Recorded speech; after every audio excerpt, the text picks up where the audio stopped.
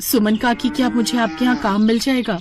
मेरे पास काम तो है राधा, तुम्हें सबके घर जाकर दूध देकर आना होगा, जिसके मैं तुम्हें हर किलो दूध पर 20 रुपए ही ऊपर दूंगी। बेटी, मैं तुम्हारी इतनी ही मदद कर सकती हूँ। कोई बात नहीं काकी, आपने मेरी इतनी मदद की, मेरे लिए इतना ही काफी है। थोड़ी देर बाद राधा अपने घर वापस आ जाती है। राधा अपनी बीमार माँ से कहती है, माँ आपने दवाई ली? हाँ बेटी, मैंने दवाई ले ली है। माँ, कल से मुझे काम पर जाना है और सबके घर पर दूध देकर आना है। चलो अच्छा हुआ, तुम्हें कोई काम तो मिल गया।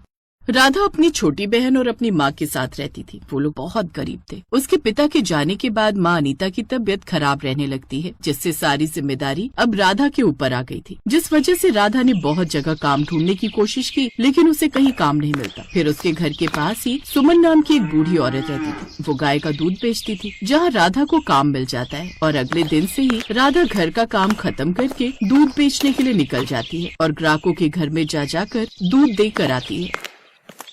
तभी उसे देखकर एक औरत कहती है, अरे राधा तुम? जी भाभी, मैं सुमन काकी के यहाँ काम करने लगी हूँ। ये तो अच्छी बात है, लेकिन तुम्हें कहीं और भी तो काम मिल सकता था। तुम बहुत ही अच्छा खाना बनाती हो, तो तुम खाना बनाकर भी तो अपना काम कर सकती हो। लेकिन भाभी, उसके लिए तो काफी ज्यादा पैसे की जरूरत होगी। नहीं, ज्यादा तो नहीं, पर थोड़े बहुत पैसे की जरूरत तो होती है। ठीक है भाभी, मैं सोचती हूँ इसके बारे में। उसके बाद राधा वहाँ से सबके घर दूध देने के लिए चली तो जाती है, लेकिन उसके दिमाग से पूरे रास्ते उस औरत की बात नहीं निकलती। ऐसे ही कई दिन बीत जाते हैं। फिर एक दिन सुमन कहती है, राधा बेटी, फिर से 3 किलो दूध खराब हो गया। काकी, इस बार इतनी गर्मी है कि जब तक मैं दूसरे के घर दूध देने जाती हूँ तब तक दूसरा दूध खराब हो जाता है। लेकिन कोई बात नहीं काकी, मैं इस खराब दूध को घर ले जाती हूँ और आप इसके पैसे मेरी तनख्वाह में से काट लेना।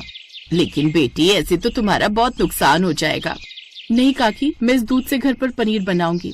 ठीक है बेटी, लेकिन मैं तुम्हारे पैसे नहीं काटूंगी। शुक्रिया काकी।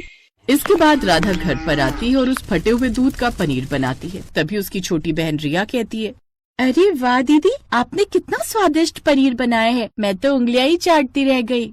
अरे अरे ध्यान से, कहीं पनीर के चक्कर में तुम अपनी उंगलियां ही मत खा जाना।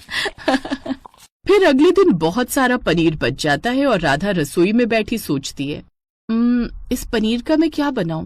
तभी राधा के दिमाग में एक आइडिया आता है। हाँ, मैं इसके पनीर सैंडविच बनाऊंगी। उसके बाद राधा सैंडविच बनाती है और सबको देती है। अरे बेटी, ये पनीर सैंडविच तो तुमने बहुत ही बढ़िया बनाया है। सच में दीदी, मैं तो अब बस हर रोज पनीर सैंडविच ही खाऊंगी। ऐसे कुछ दिन गुजर जाते हैं। एक दिन उसकी माँ कहती है, बेटी मेरी दवाई खत्म हो गई है। ठीक है माँ, मैं आज शाम को आते टाइम आपकी दवाई ले आऊंगी। फिर राधा काम पर चली जाती है और शाम को आते वक्त मेडिकल स्टोर पर जाती है। तभी दुकानदार कहता है, देखो राधा, अभी तुमने पिछला हिसाब भी नहीं किया, इसीलिए मैं तुम्हें और उधार नहीं दे सकता। भैया मेरी माँ की तबीयत बहुत खराब है, आप इस बार मेरी मदद कर दीजिए, मैं बहुत जल्दी आपका सारा हिसाब कर दूंगी। राधा के ऐसा कहने पर स्टोर वाला उसको दवाई दे देता है और वो दवाई लेकर घर आ जाती है। वो जाकर अपनी माँ को दवाई दे देती है। दीदी बहुत तेज भूख लग रही है, पनीर के सैंडविच बना दो ना। राधा अपनी बहन के लिए सैंडविच बनाती है। इस तरह जब भी दूध खराब हो जाता था, राधा उसको घर लाकर पनीर बना लेती थी, जिसे राधा पनीर की अलग अलग डिश बनाना सीखती थी। फिर कुछ दिन के बाद राधा के दिमाग में एक आइडिया आता है और अपनी माँ से उसके बारे में बात कर रही थी। हाँ बेटी, ये तो बहुत अच्छा आइडिया है, मुझे भी लगता है तुम्हारा ये काम बहुत अच्छा चलेगा। हाँ माँ, मुझे एक बार एक औरत ने बताया था कि मैं कुछ खाना बनाकर बेच सकती हूँ और वैसे भी इतना सारा पनीर भी बच जाता है, मैं इसी से अपना छोटा सा काम शुरू कर सकती हूँ। फिर अगले दिन राधा ये बात सुमन काकी को बताती है। राधा बेटी, ये तो बहुत अच्छी बात है, अब बस तुम खूब अपना मन लगाकर काम करना। फिर राधा सुमन से ज्यादा दूध लेकर चली जाती है और उसका पनीर बनाती है। माँ, मैंने पनीर सैंडविच की सारी सामग्री तो इकट्ठी कर ली, लेकिन मैं ठेला कहाँ से लगाऊंगी, क्योंकि हमारे पास तो ठेला खरीदने के पैसे ही नहीं है। तभी अनीता उसको एक सुझाव देती है। बेटी, तुम एक काम करो, घर से सारा सामान बनाकर एक टोकरे में रखकर गली गली घूमकर बेच सकती हो।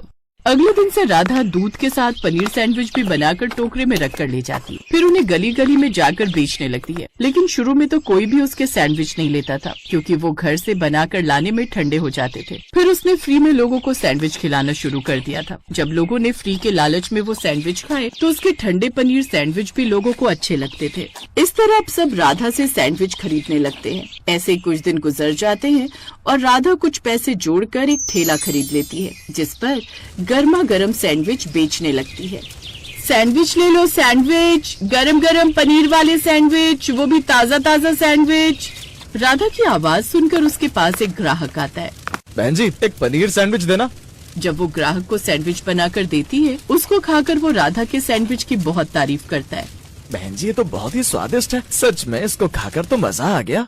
ऐसे धीरे धीरे राधा के पनीर सैंडविच हर जगह मशहूर हो जाते हैं और लोगों को उसके हाथ के बने सैंडविच बहुत पसंद आते हैं, जिस वजह से उसके पास लोगों की भीड़ लग जाती है। इस तरह राधा का काम काफी अच्छा चलने लगा। फिर एक रोज राधा मेडिकल स्टोर वाले के पास जाती है।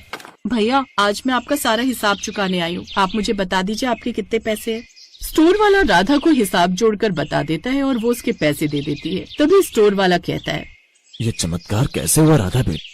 राधा सारी बात उसको बताकर अपनी माँ की दवाई लेकर घर वापस आ जाती है। तभी उससे अनीता कहती है, बेटी कमाल हो गया, भगवान का लाख लाख शुक्र है, अब सब कुछ हमारी जिंदगी में अच्छा चल रहा है।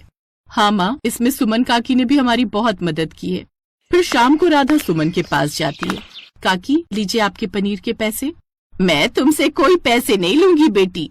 लेकिन क्यों काकी, आपने हमेशा मेरी इतनी मदद की है, कभी मेरी पगार से पैसे नहीं काटे, हमेशा मुझे ज्यादा दूध दिया, जिसकी वजह से आज मेरा काम बहुत अच्छा चल रहा है। कोई बात नहीं बेटी, मैं तुम्हारे बुरे वक्त में काम आ सकी, यही मेरे लिए बहुत बड़ी बात है। इस तरह राधा हर रोज सुमन के घर से दूध उठाकर ग्राहकों को बेचने जाया करती थी, पर अब वो उससे पैसे नहीं लेती थी और फिर शाम को वो अपने पनीर सैंडविच बनाकर बेचा करती थी और उसका काम अब बहुत अच्छा चल रहा था, जिस वजह से राधा अपनी माँ का भी इलाज अच्छे से करवा रही थी और अपनी बहन रिया का भी एडमिशन एक अच्छे स्कूल में करा देती है। अब उनको खाने के लिए नहीं सोचना पड़ता था और पैसों को लेकर न ही अब उनके जीवन में कोई समस्या आती है, जिससे उनका जीवन अब खुशी खुशी बीतने लगा।